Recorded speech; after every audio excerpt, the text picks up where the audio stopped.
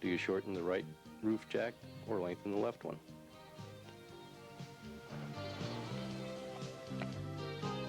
What works best for me is to first shorten the linkage on the side that you want the front of the roof to move toward. That is, if you need to move the front of the roof to the right, shorten the lift jack on the right side, one full turn. If you still need to move the roof to the right, lengthen the left screw jack one full turn. Note that turning the jack shaft to the left, as viewed from the rear, shortens the overall length of the screw jack, and turning it to the right lengthens it.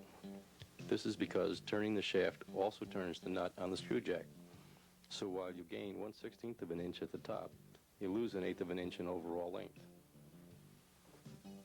If you shorten the lift jack, the roof will raise higher off the header on the same side. So you need to adjust the control links in order to equalize the clearance between the front roof lock screws and the header. Again, should we take up the adjustment on the low side or back up the adjustment on the high side? Since we need the front roof lock screws to enter their locks slightly before the rear screws, let's start by backing off the adjustment screw on the high side. If more than one full turn is required, take up the adjustment screw on the opposite side. The shop manual says not to make the control link adjustments with the weight of the roof on the linkage. So while actually making the adjustment, block the roof at the header. You will have to remove the blocks to recheck the adjustment. As you can see, it is necessary to go back and forth between the roof lift jack adjustment and the control link adjustment until the front roof lock screws line up correctly with their lock nuts. When properly aligned, the screws should set right down into the lock nuts as the top sets down on the windshield header. We positioned the rear roof lock assemblies when we adjusted the roof. Now we need to adjust the length of the screws to obtain a proper seal between the roof and the body. To do this, back out the set screws on the rear lock screws and adjust them so that the weather stripping on the bottom of the rear roof is compressed against the plates over the rear roof lock nuts when the top is fully locked. Do not shorten the screws up so much that they do not bottom out in the lock nuts, as then the switches will not operate properly. There should be some gap between the roof side ornament and the lock nut covers. This will likely take a few tries until you get it right. Don't forget to tighten the set screws before attempting to lock the roof. Now we need to make a similar adjustment on the front roof locks. This time, we want the weather stripping between the front roof and the windshield header to be compressed all the way across. And again, we need to be sure that the lock screws bottom out in their nuts. As with the rear lock screws, if the screws don't bottom in their nuts, the switches will not operate properly. Also, there could be so much pressure on the lock screws that the bearings will actually pull through the transmission casing. To make this adjustment, loosen the set screws and adjust the lock nuts. Be sure to tighten the set screws before locking the roof. Since it is difficult to see when you have a good seal between the windshield header and the front roof, try laying a dollar bill on the header before locking the roof. With the roof locked, the bill should be held snugly, but not so tight you can't pull it out. If your weather stripping is old and hard, it is possible you won't be able to get a good seal without over-tightening the locks. If this is true, you probably should consider replacing the weather stripping.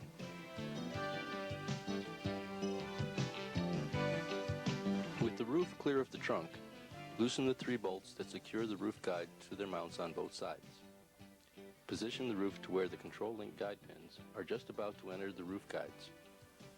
Move the rear guides inward as far as they will go, and then move the front of the guides to a position where the guide pins can enter without hitting the sides of the guides. Fully retract the roof. This will force the guides into position. Now erect the roof until it clears the trunk and tighten the roof guide mounting screws.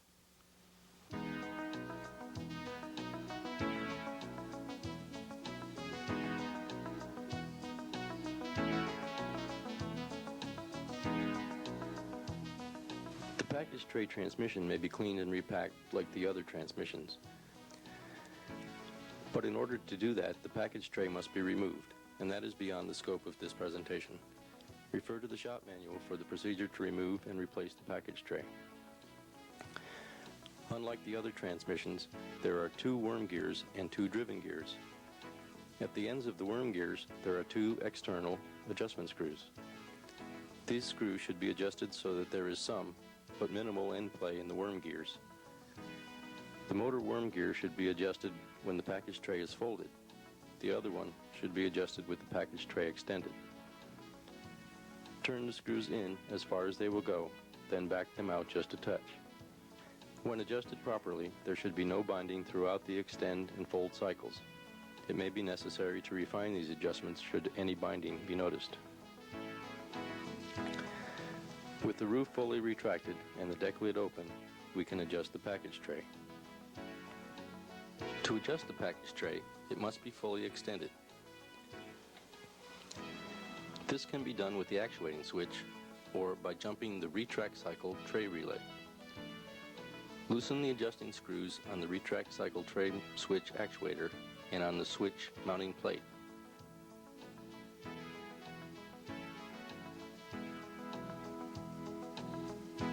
Loosen the mounting screws on the 2 metal bars that project from the package tray. These guys don't seem to have a name or adjustment procedure in the shop manual.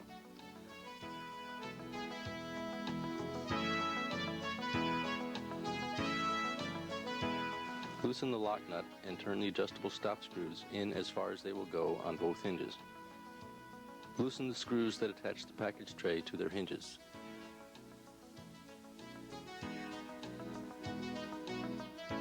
Manually operate the package tray extend relay with a jumper until the motor stalls.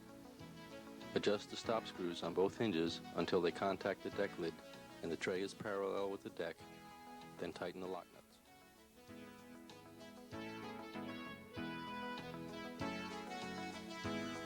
Lower the deck lid until it is a few inches above closing.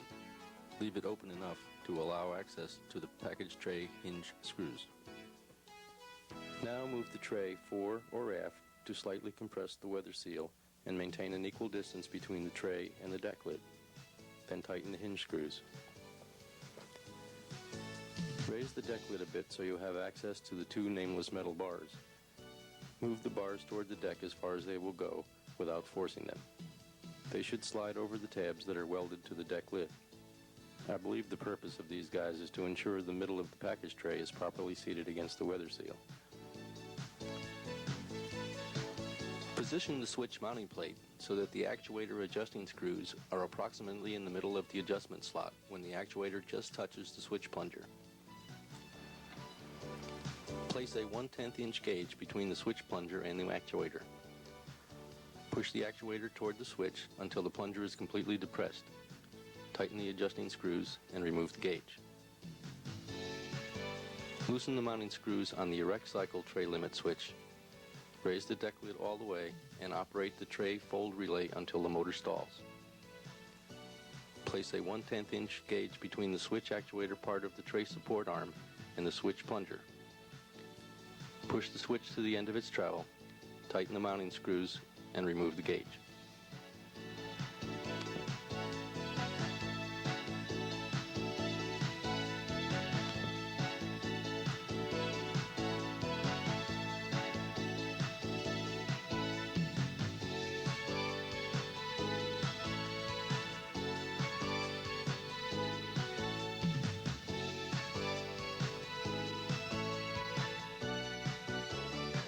Since we are back here, let's adjust the roof retract limit switch. Unless you have long, thin arms, you may want to raise the roof enough to access the roof retract limit switch mounting screws. Loosen the screws and then tighten them to the point of lock washer contact. With the roof fully retracted and setting on the wheel well pads, hold a 1/10 inch gauge between the switch actuator and the roof control link. Move the switch forward to the end of its travel against the gauge and tighten the mounting screws. You may have to raise the roof again in order to tighten the screws.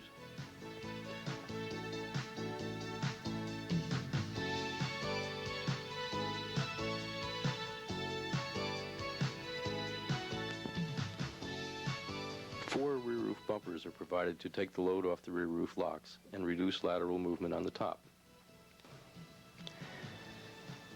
With the roof fully erect and locked, Turn the 4 rubber bumpers located on both sides of the rear roof quarters until they touch the body. Raise the roof until you have easy access to the bumpers and turn them an additional half turn. Then tighten the lock nuts. The last adjustment on the top is the roof position A switch. With the roof erected and locked, loosen the mounting screws and place a 10/1000th inch gauge between the switch plunger and the rear roof power link. Firmly hold the switch down on the end of its plunger travel and tighten the mounting screws.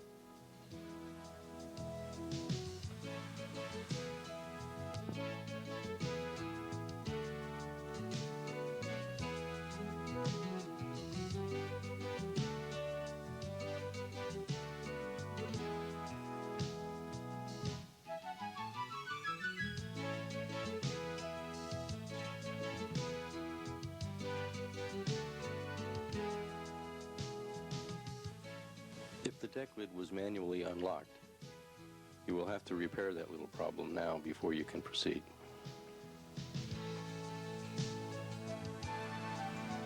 Now that we have the roof properly positioned, we can adjust the deck lid for proper fit and seal in its opening. If you haven't already done so, loosen the mounting screws on both deck lock screw and nut assemblies. If you removed a deck lock nut to make switch adjustments, you will need to put it back at this time. Install the nut so that its top is flush with the top of its mounting bracket and tighten the clamp screw. Adjust the deck lock nut on the other side the same way. We will correct this adjustment later. It is a good idea to put a light inside the luggage compartment so you can see how the deck locks are lining up when the deck lid is nearly closed.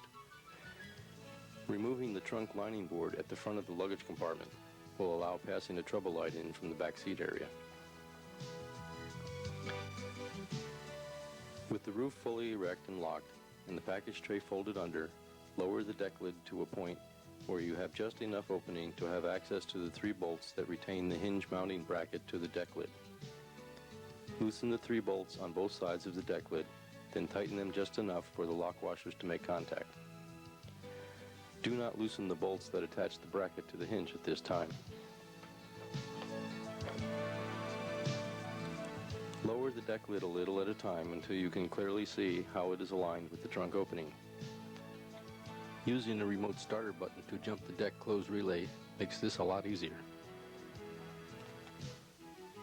If the weather stripping contacts the lip around the opening, it is very difficult to move the deck lid around. So it takes a few times of slightly raising the deck lid, moving it fore or aft, left or right, then slightly closing the deck lid and checking its position. Pay particular attention to the area where the front of the deck lid meets the rear of the roof at the rear window. There should be equal clearance across the length of the rear window, and the weather seal must be tight. Once you have the deck positioned so it looks like it is centered in the opening, check for alignment of the deck lock screws and nut assemblies. It may be necessary to shift the lock screw and or lock nut assemblies to get them to line up enough to lock the deck lid.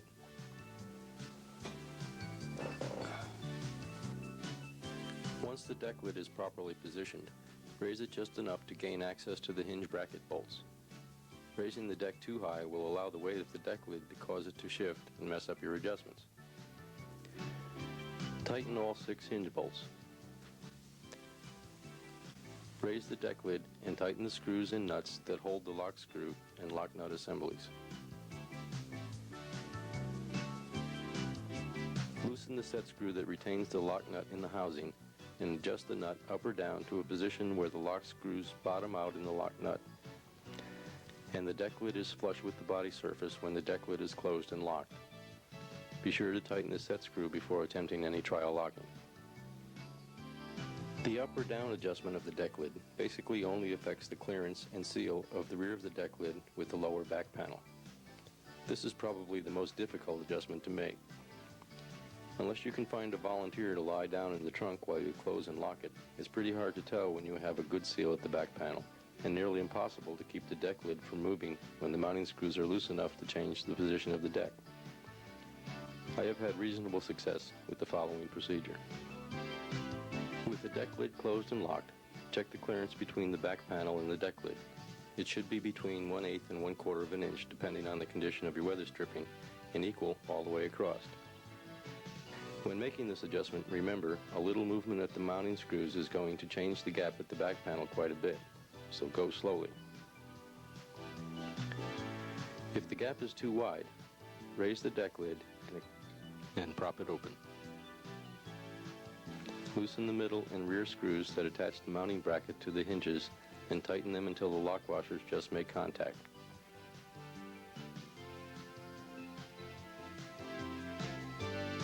Push down on the lower part of the deck and tighten the rearmost screw.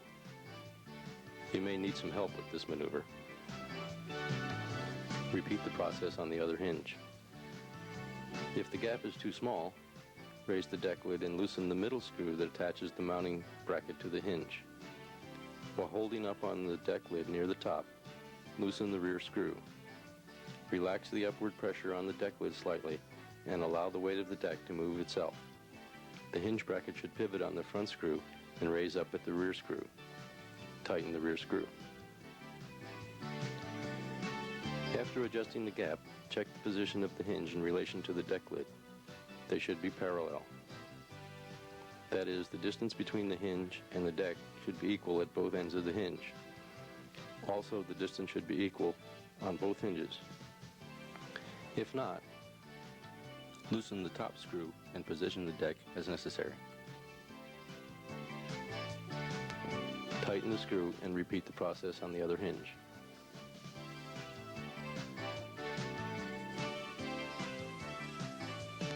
The shop manual says a special tool, T57P-15780-A, is required to adjust the deck position V switch and actuator. While it may be somewhat easier with the tool, it certainly is not required. There is plenty of adjustment on the deck position V switch mounting plate to allow the actuator to be just about anywhere as long as it exists and contacts the plunger.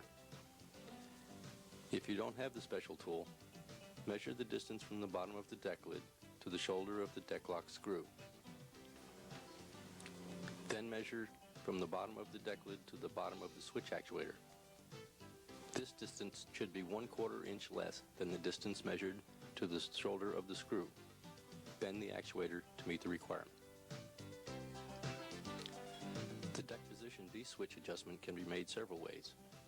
You can use the special tool and the shop manual. You can set the switch in the middle of its adjustment, fully lock the deck, and see if the cycle indicator light goes out. If the light stays on, open the deck, move the switch up a little, and try again. Once you get the light to go out, see if the deck lid pops up when it starts to open. If it does, bend the switch actuator down slightly. Or, you can remove the deck lock screw assembly, replace the nut and bolt that attaches the switch actuator, and turn the screw into the lock until it ratchets. Then follow the same procedure as outlined in the shop manual, as if you had used the special tool. Now that the roof and deck lid are properly adjusted and functioning smoothly, you may have to readjust the vent, door, and quarter windows for correct alignment and seal with the roof. The procedure for making these adjustments is beyond the scope of this presentation, but can be found in your shop manual.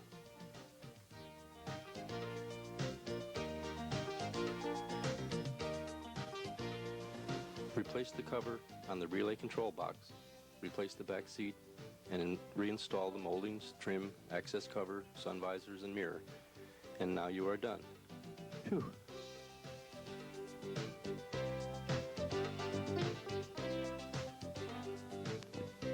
About once a year, lubricate all hinges and pivot points with a light machine oil or 10-weight motor oil. Slide the covers up on the deck and roof lift jacks. Wipe off all lubricant and apply a light coat of lubriplate or similar light grease on all lock and lift jack screws. Some folks prefer to lubricate the lock and lift jack screws by brushing on SDP oil treatment. Either method is okay.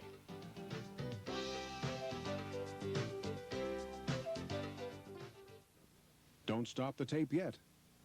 There are some folks who can provide you with whatever you